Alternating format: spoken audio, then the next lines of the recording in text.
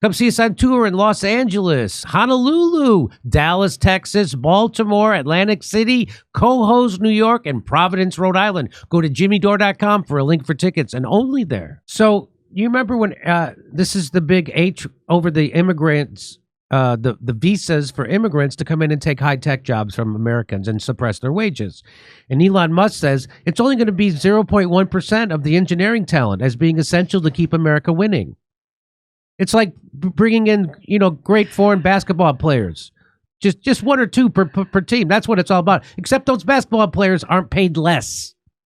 0.1% of the Indian population, a continent, that's billions. Just a percentage. So here's what, and then Vivek jumped in on this. The reason I'm showing you this is to show you how Vivek talked big, and then when he got challenged by a guy who knows something about STEM, he ran away. So he first said the reason top companies often hire foreign-born and first-generation engineers over Native Americans is because of an innate American IQ deficit. A key part, it comes down to the culture. Tough questions demand tough. So our culture is messed up in America. If we're really serious about fixing the problem, we have to confront the truth. Our American culture has venerated mediocrity over excellence for way too long, at least since the 90s and likely longer. That doesn't start in college. It starts young. Wait, when were we great again then? Well, first of all, Vivek sounds like my dad.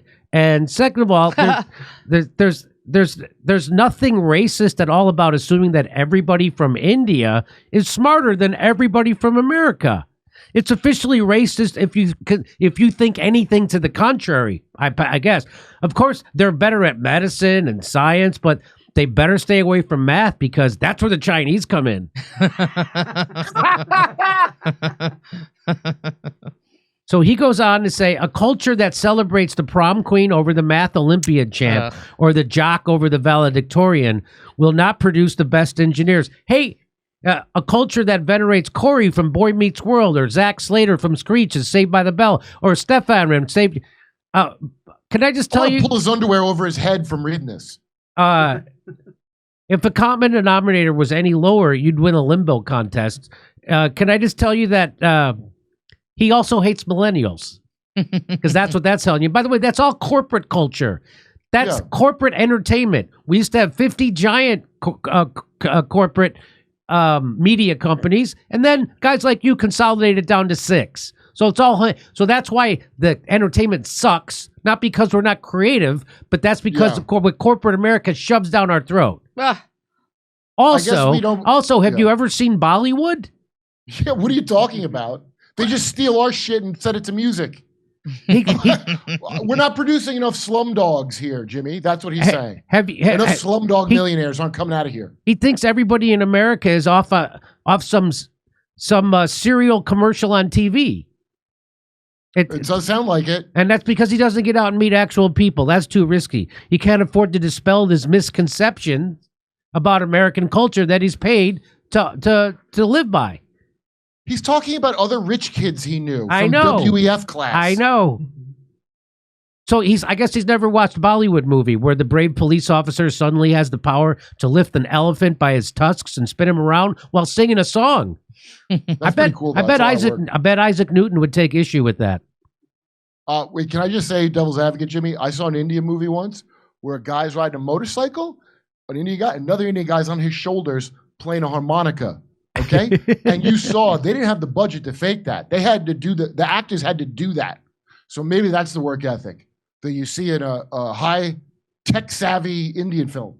So he's saying it's because of our culture and that we get mediocrity, and our kids don't go on to become widely successful STEM graduates. I agree. Jesus doesn't have enough arms, I used to say. More movies like Whiplash, fewer reruns of Friends, more math tutoring, fewer sleepovers, more weekend science competitions, fewer Saturday morning cartoons, more books, less TV, more creating, less chill. So you're telling me that the culture in India this is really something, because I look up what percentage of the Indian culture defecate outside. Well, I saw a TED Talk on this, by the way. No, I know that it's a whole initiative that they talk about. I'm not making this up. Grateful to not get paid enough More because there's indoor bathrooms. I'm not. We have Indian. Isn't he a citizen, Vivek? Yes, he's a We have citizen. Indian Americans who are born here that I'm sure is just as smart as the Me pooping too. outside kind from another country that these companies are underpaying as slaves to come here. More books, less TV, more creating, less. Most normal American parents look skeptically at those kinds of parents. So he's contradicting himself there. He's trying to have He's it talking both about Tiger ways. Mom. That's what he's talking about. Tiger Mom. Remember Tiger Mom? Now close your eyes and visualize which families you knew in the 90s or even now who raised their kids according to one model versus the other. Be brutally honest. Normalcy doesn't cut it in a hyper-competitive global market for technical talent. And if we pretend like it does, we have our asses handed to us by China. By China? We paid them to make the asses. Also they better deliver. So somehow China's culture, their communist form of government produces better STEM. Yeah, that's weird. Sputnik, a Sputnik moment, like the thing the commies did. He said this could be our Sputnik moment. Hey, by the way, Russia didn't bring in people from other countries to launch their first satellite into orbit. No, they did not. They could barely keep Russians on the program without dragging them out back and shooting them. Yes, that's true.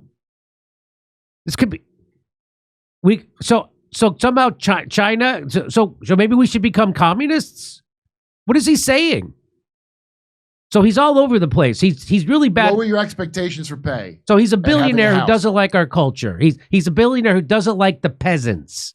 That's what this is. And if you think, and I see people on Twitter, Vivek has a point. Well, that's because you have a peasant mind.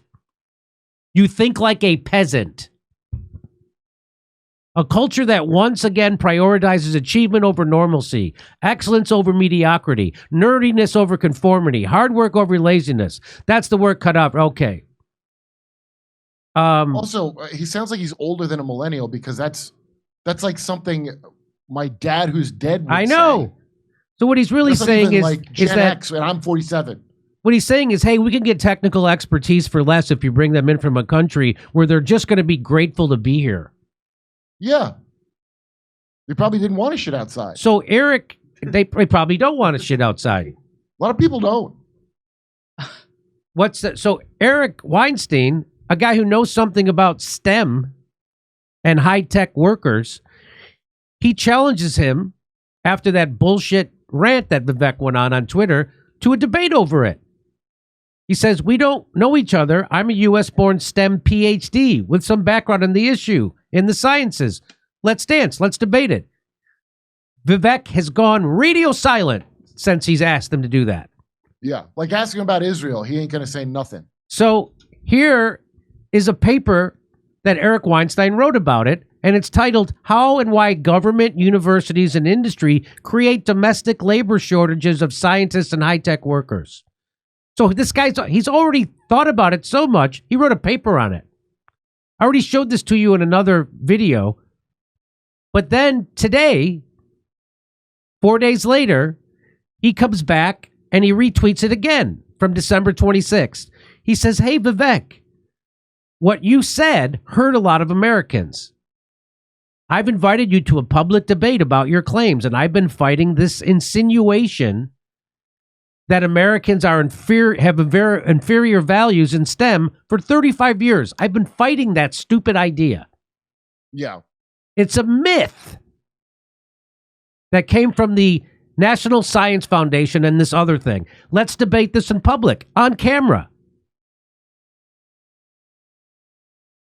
This claim that America is inferior in STEM is calumny. Is that how you say it? What is true is that Americans in STEM behave like Americans. Our own scientists aren't going to act like employees. Our engineers aren't going to say whatever you say, boss. And we aren't lining up to sign your DEI oaths. Our own scientists and engineers expect their kids to go to the top schools. They expect to be recognized for discoveries. They expect academic freedom, and they expect to be financially secure. I say, Vivek, that our current system, produces the best STEM talent in the world. And then it promptly destroys most of what it produces in favor of more pliant labor, meaning foreign labor that are just grateful to be here so you could pay them less. And they won't talk and they won't speak up. And they don't want to be recognized for their discoveries. Vivek has been radio silent. No answer.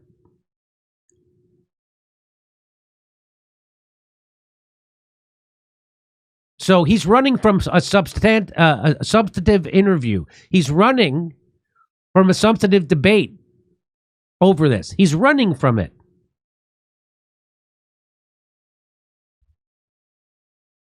I'm with Eric Weinstein on this. I'm with Eric Weinstein. I'm with the guy who's got a PhD in STEM.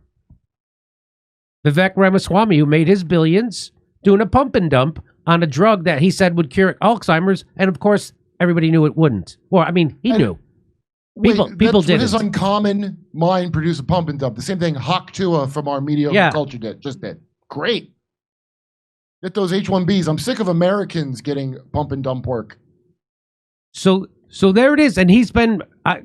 Go on Twitter, see if Vivek has tweeted about this or responded. It's got over 2 million views. This is that Eric Weinstein isn't some rando nobody. And so you offered, you said Joe Rogan should do this debate, and did he respond? I texted him. I haven't back. I'm like, dude, you got to have him.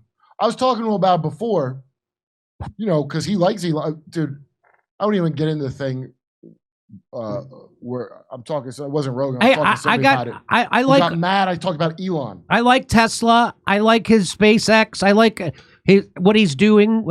I don't give a shit about him as a person, much like Putin. But that, if you do something good, that's good. Right. But I don't think that a billionaire actually gives a shit about his workers. Don't kid yourself. They want to have just what Steve Bannon described, a techno-feudalist city-state thing, like a chain of Epstein Island type of thing, where the tech oligarch is like the Dracula in control of the region, and it really all flows through them. By the way, we already have this system, just so you know. They just want to make it the system, like, officially. Yeah. And whatever we could do to get us there, disarm you, make your vote not, all the things they do, kill your kids, put poison in you, put plastics in your taint till it shrinks like coral reefs.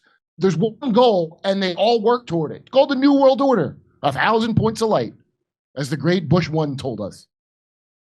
He's tweeting. He's just not responding to Weinstein. So he's not responding to Eric Weinstein. No, but he's tweeting. He knows.